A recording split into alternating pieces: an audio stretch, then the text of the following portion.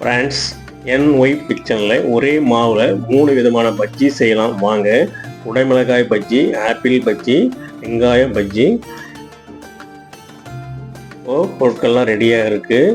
ஒரு பாத்திரத்தில் கடலை மாவு வந்து 1 கப்பு எடுத்துட்டு அரிசி மாவு ஒரு 1/2 கப்பு சேர்த்துடுங்க.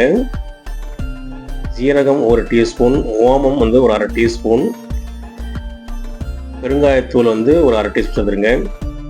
மிளகாய்த்தூள் 1 டீஸ்பூன் சேர்த்துட்ட பிறகு மஞ்சள் தூள் ஒரு 1/2 டீஸ்பூன், உப்பு தேவையான சேர்த்துட்டு ஒரு பிஞ்சு சமையல் சோடா சேர்த்துடுங்க. சேர்த்து இந்த மாதிரி நல்லா கலந்து விட்டுட்ட பிறகு தேவையான அளவு தண்ணி சேர்த்து பஜ்ஜி மாவு பதத்துக்கு இந்த மாதிரி நல்லா கலந்து விட்டுடுங்க. விஸ்கில் ஒரு 2 டீஸ்பூன் வந்து சூடான எண்ணெய் சேர்த்துட்டு இந்த மாதிரி கலந்துட்டோம்னா பஜ்ஜி மாவு ரெடி ஆகிடும். முதல்ல குடைமிளகாய் பஜ்ஜி செய்து போட்டு வேக வச்சிடலாம். குடைமிளகாய் பஜ்ஜி ரெடி ஆகிடுச்சு. அடுத்தது வந்து ஆப்பிள் பஜ்ஜி. ஆப்பிள் பஜ்ஜி இருக்க சூப்பர் டேஸ்ட்டு. இப்போ தான் ஃபஸ்ட் டைம் செய்கிறோம், நல்லாயிருக்கு. வீட்டில் ட்ரை பண்ணுங்கள்.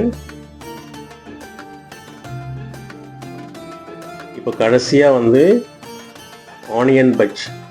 ஆனியன் பஜ்ஜி கூட வந்து இந்த 3 பஜ்ஜிலேயே ஆனியன் பஜ்ஜி தான் அவ்வளோ டேஸ்ட்டு. ஃப்ரெண்ட்ஸ், ஈவினிங்கில் ஒரு சூடாக ஒரு டீயை போட்டு கொடுத்துட்டு இந்த 3 விதமான பஜ்ஜி செய்து கொடுத்தீங்கன்னா பாராட்டு கண்டிப்பாக உங்களுக்கு நிச்சயம் கிடைக்கும். வீட்டில் ட்ரை பண்ணுங்கள். Friends, please subscribe my channel. நன்றி, வணக்கம்.